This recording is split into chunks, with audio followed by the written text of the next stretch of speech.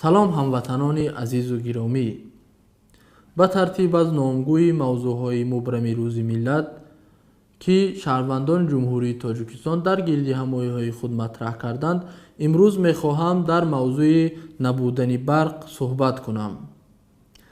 вале ман ба ин тарз номгузории ин мавзӯъ чандон розӣ нестам ва ман мӯътақид ҳастам, ки кишвари мо барқи кофие дорад, ки метавонад аҳолии худро пурра ва доимӣ таъмин созад. сараввал ҷумҳурии Тоҷикистон аз рӯи имконияти тавлиди гидроэнергетика ё тавлиди нерӯи барқи обӣ дар ҷаҳон ҷойи ҳаштум меистад ва агар аз лиҳози тақсимбандӣ ба аҳолиаш бигирем, ки танҳо 8 миллион аст, дар ҷойи аввал қарор дорад. ва инам яке аз далоили рӯшане аст, ки чӣ гуна як кишваре, ки аз лиҳози метавонад, ки дар ҷаҳон дар ҷойи аввал биистад ва тамоми имкониятҳои тавлиди нерӯи барқро дорад, вале аҳолиаш ки танҳо 8 миллион аст, вале он 8 миллион ҳам дар ин фасли сармову хунукӣ бебарқанд. тибқи ташхиси мутахассисон, ҷумҳурии Тоҷикистон тавони тавлиди 527 миллиард киловатт-соат нерӯи барқро дорад, ки ин 3 баробар бештар аз солона истифодаи тамоми Осиёи Миёна аст. агар тамоми имкониятҳояшро хуб истифода кунад, метавонад, ки дар ҷаҳон ва дар минтақа дар ҷойи аввал қарор бигирад ва метавонад, ки тамоми кишварҳои Осиёи Миёнаву дигар кишварҳоро таъмин созад. вале мутаассифона ҳамон 8 миллион аҳолие, ки ниҳоят нисбати дигар миллату кишварҳо кӯчак ба ҳисоб меравад, наметавонанд, ки таъмин кунанд ё намехоҳанд.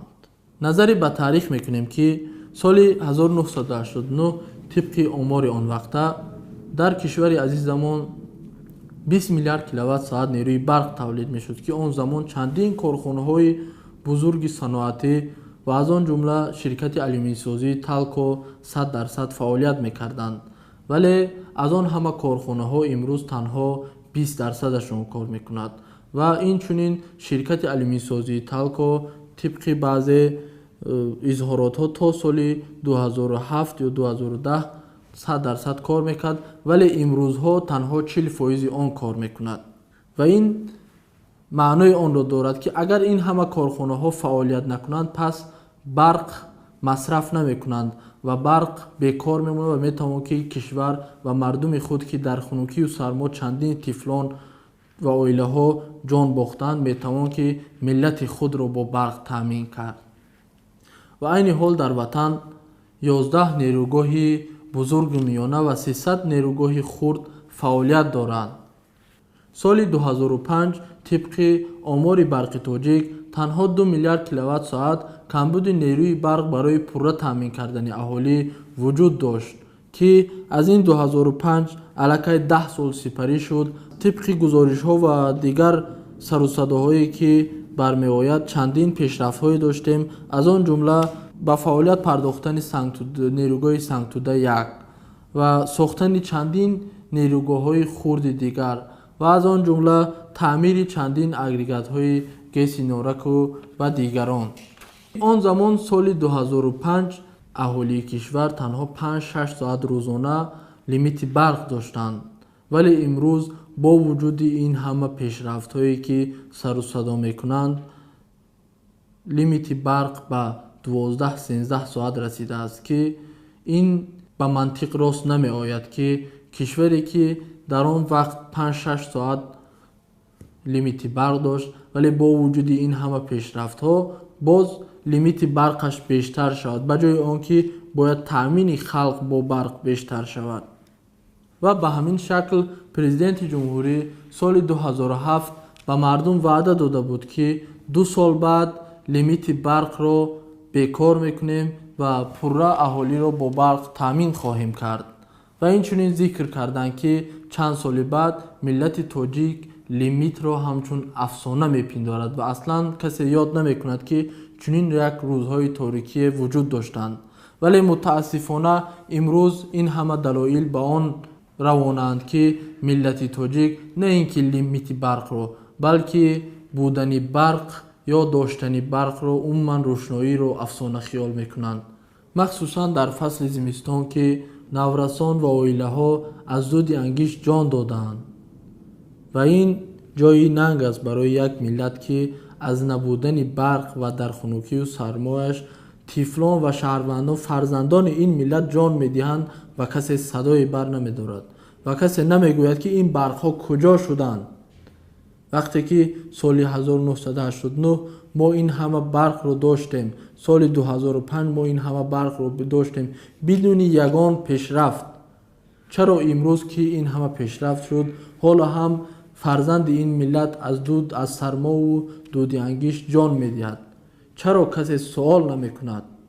ва инчунин соли 2012 яке аз мутахассисони барҷастаи ин соҳа, ғуломҷон сайфиддинов, дар як баҳси матбуотияш бо барқи тоҷик зикр карда буд, ки солона дар сарҳади Узбекистон 5 миллиард киловатт-соат нерӯи барқ ғайб мезанад ва ба ҳамин шакл дар сарҳади Афғонистон низ. вале чаро ки камбудии нерӯи барқи тоҷик танҳо 2.5 миллиард киловатт-соат нерӯи барқ гуфта мешавад, вале 2 баробар 3 баробар бештари он ба дигар кишварҳо интиқол дода мешавад, на ба миллати худ. мегузоранд ки миллати худ дар хунукию сармо ҷон бидиҳад, фарзандони ин кишвар дар хунукию сармо ҷон бидиҳанд ва иқтисоди ин кишвар рӯ ба таназзул биравад, вале онҳо барқро ба дигарон мефурӯшанд то манфиатҳои худу хоҷагони хориҷияшонро риоя кунанд.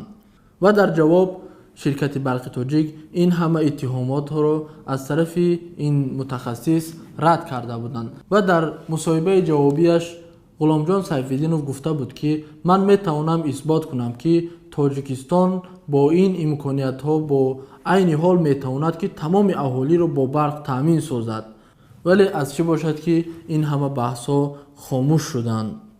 ва чанде пеш мақомоти русӣ, ки Санктуда-1 моли Русия ба ҳисоб меравад, эълон карданд, ки ширкати барқи тоҷик аз Санктуда-1 530 миллион сомонӣ қарздор шудааст ва ширкати барқи тоҷик ин ҳама қарзро бори мардум кард ва гуфт, ки мардум ҳаққи истифодаи барқро напардохтанд ва тибқи як тақсимбандии тахминие ки мо инҷо дорем, аз сухани масъулони барқи тоҷик бармеояд, ки ҳар як хоҷагии кишвари азизамон 466 сомонӣ аз ширкати барқи тоҷик қарздор аст ва шахсан ман инро имконнопазир мешуморам, ки онҳо омодаанд барои 5 сомон сими барқи шаҳрвандонро қатъ кунанд ва чӣ расад ба 466 сомон, он ҳам ҳамаи аҳолӣ, ҳамаи хоҷагиҳое ки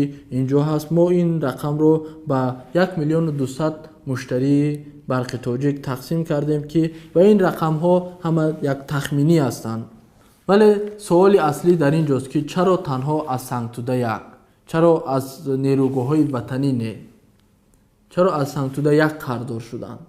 барои он ки Санктуда-1 моли Русия аст ва онҳо аз эълон кардани чунин як рақамҳо ҳеҷ ҳаросе надоранд, вале нерӯгоҳҳои ватанӣ чун худи онҳо ҳам дар ин раванди фасодшавии соҳаи энергетика ҳастанд ва тамоми ин солҳо маълум мешавад, ки масъулин ширкати барқи тоҷикро ғорат карданд ва чандин ҳазор миллион сомониҳо аз онҳо қарздоранд, вале ин ҳама гуфта намешавад ва рӯпӯш мекунанд, ки то миллати тоҷик дар ғафлат бимонад. бо вуҷуди ин ҳама суоли матраҳ ин аст, ки он ҳама маблағҳо, он ҳама қарзҳое ки бар дӯши якояки шаҳрвандони ҷумҳурии Тоҷикистон бор шудааст ва фарзанди таваллудношудаи ин миллат аллакай аз дигар кишварҳо қарз доранд, он ҳама маблағҳо куҷо шуданд? агар дар ин 24 сол шумо соҳаи энергетикаро ва таъмин кардани аҳолиро бо барқро бартараф накардед, он ҳама маблағҳо куҷо шуданд? ва ин қарзҳои хориҷиро як тараф гузорем. миллати тоҷик вақте шумо эълон кардед барои сохтани гесироғун тамоми миллат аз мактаббачаҳо сар карда то бузургтарин мансабдорону дигарон ҳама дар ин маъракаи саҳмияхарӣ ширкат карданд ва тамоми миллат бигӯем ки пул пардохтанд ва кӯмак карданд ки давлат нерӯгоҳи роғунро бисозад ва Тоҷикистон мушкили барқ надошта бошад. вале он ҳама маблағҳое ки мардум ҷамъ карданд куҷо шуд? чаро бо вуҷуди он ҳама барқе ки худашон доштанд, он замон соли 2005 танҳо 5 соат лимити барқ буд, вале раис ҷумҳур ваъда дод ки 2 сол баъд он ҳама лимитҳо барканор мешаванд. бо вуҷуди ин ҳама қарзҳо, бо вуҷуди ин ҳамае ки мардум шуморо кӯмак карданд, чаро шумо масъалаи нерӯи барқи тоҷикро ҳал накардед?